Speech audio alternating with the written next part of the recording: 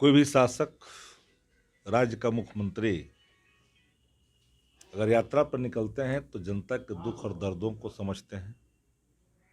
हालात कहाँ क्या है उसका अवलोकन भी करते हैं। सहूलियत होती है योजना का आकार तय करने में। बिहार के मुख्यमंत्री नीतीश कुमार जा रहे हैं यात्रा पर और अब इस यात्रा को लेकर हो गया है सवाल खड़ा। भारतीय जनता पार्टी कह रही है कि 17 साल से तो यात्रा ही कर रहे हैं, फ़ायदा क्या हो रहा है। बात करते हैं आरजेडी से कि आरजेडी का क्या कहना है। भारतीय जनता पार्टी कह रही है 17 साल से यात्रा कर रहे हैं और फिर यात्रा करने कोई फ़ायदा है। कोई भी शासक, राज्य का मुख्यमंत्री अगर यात्रा पर निकलते हैं तो जनता के दुख और दर्दों को समझते हैं। हालात कहाँ क्या है उसका अवलोकन भी करते हैं। सहूलियत होती है योजना का आकार तय करने में। भारतीय जनता पार्टी सत्ता से हटने के बाद हमें लगता है संघर्ष कर सकती थी, मुद्दा तलाश सकती थी, लेकिन नहीं।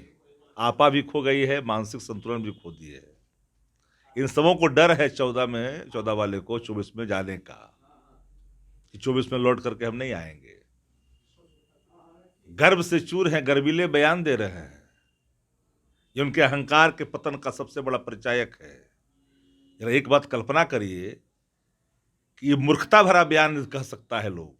17 वर्ष तक भारतीय जनता पार्टी साथ में रही, पार्टी गवर्नमेंट की भूमिका में। भाजपा कोटे के मंत्री अगर परफॉर्म नहीं कर पाए उसके लिए उत्तरदायी कौन है?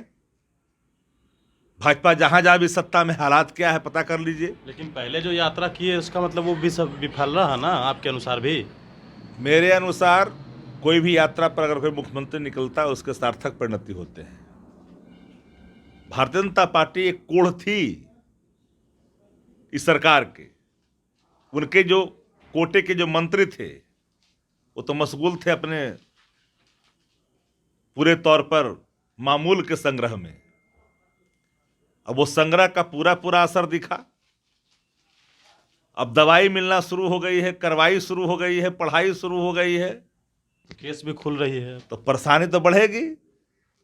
बिहार में भारतीय जनता पार्टी अपने दम पर खाता भी नहीं खोल पाएगी। केस खुल रहा है फिर से। सवाल तो मैंने साफ कहा ना, देश के अंदर में संविधान और कानून से बड़ा कोई नहीं हो सकता है। और जिसको संविधान और कानून पर भरोसा होता है ना, पॉलिटिकल बैंडिटा काम नहीं आता। और भाजपा इन दिनों संघर्ष का मादा है। वो जो बोल रहे थे कल, उनकी जमीन खत्म हो चुकी है उनके ही क्षेत्र में। जमानत ही बचेगा? अब जो बौड़ाए हुए लोग हैं, आपा खो करके तरह तरह के जो बयान, तो भाजपा तो खुद अपने ही पैरों में कुल्हाड़ी मार रही है। 17 वर्षों की असफलता स्वयं ही गा रही है कि हम रह करके भी हम कुछ नहीं कर पाए।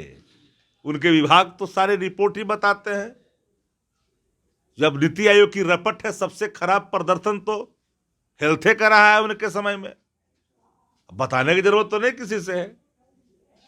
मानव सूचकांक को उठा करके देख लीजिए। जिस सरकार के में आप पार्टिसिपेट कर रहे हो, बड़े भाई के भूमिका में होने के बावजूद भी जूती उठा रहे हो माथे पे और परफॉर्म भी नहीं कर पा रहे हो, इसलिए बिहार की जनता दोषी है। जो दोषी भारतीय जनता पार्टी है। हक है, 4 महीना हुआ विधवा विलाप शुरू हो गया। जब सब श्वेत वस्त्र में निकलता है, एक बार विधवा विलाप करता है, तो मानो कि भारतीय जनता पार्टी की पूरी ही जमात रसातल की ओर जा रही है।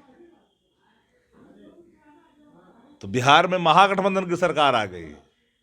सडल प्लेटफॉर्म भी अपनी भूमिका तलाशने लग गए जो सोए हुए थे। लेकिन मैं तो डंके की चोट पर कहता हूं कि हमारे जो वचन हैं, हमने जो संकल्प लिया है, प्रण लिया है, चाहे बेरोजगारी का सवाल हो, बुआई कटाई का सवाल हो, सुनवाई का सवाल हो, दवाई का सवाल हो, पढ़ाई का सवाल हो, हम उससे पीछे कहां हट रहे हैं? अपने संकल्पों के साथ आगे बढ़ रहे हैं। तो भाजपा को तो परेशानी होगी ना। भाजपा तो इसी काम में लगी, धार्मिक उन्माद। अब इनका एगो प्रज्ञा ठाकुर है, पता नहीं कैसे निकल गई, क्या क्या देकर करके एप्लीकेशन देकर के कोर्ट से ले ली है बेल। मालेगांव हत्या मामले में मेन अभियुक्त है, सांसद बन गए हैं। गोडसे को महिमा मंडित करने वाले, गोडसे को आदर्श मानने वाली। करा छुरी पजा के रखो। खूनी संघर्ष करवाना है देश के अंदर में। लोकतंत्र है, माफ करना साध्वी, ये देश आप जैसे लोगों को कभी नहीं ग्राह्य कर सकती है। आप चोला पहन कर करके आप उस चोले में आतंकी की भूमिका में हो। मैं तो ये मानता हूं, जो छुरी पजाने की बात कहता हूं अपने समर्थकों को, वो उन्मादी है, वो आतंकी पृष्ठभूमि का है। ओ तो सबको पता है भाजपा इसी ध्रुवीकरण की राजनीति करती है। आप इस चीज को कैसे देख रहे हैं कि फिर से सीबीआई जो है वो केस को ओपन करने जा रही है? हमको तो लगता है कि बहुत लोग को जानकारी का भी अभाव है। ये प्रोसेस ऑन गोइंग बहुत पहले से है जी, चल रहा है जी। कहां कहां से कौन खबर उठा करके ले आता है, वो तो कभी कोई आश्चर्य होता है कि एजेंडा सेट करने वाले लोग कौन है। ये मई जून से चल रहा है भैया।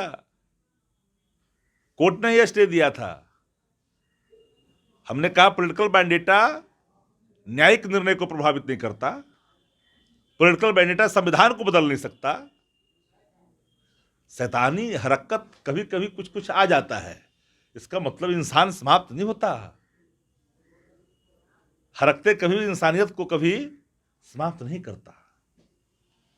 आरजेडी के प्रवक्ता शक्ति सिंह यादव थे। तमाम सवालों के जवाब इन्होंने दिए हैं। मनीष फाउंडेशन के साथ नमस्कार।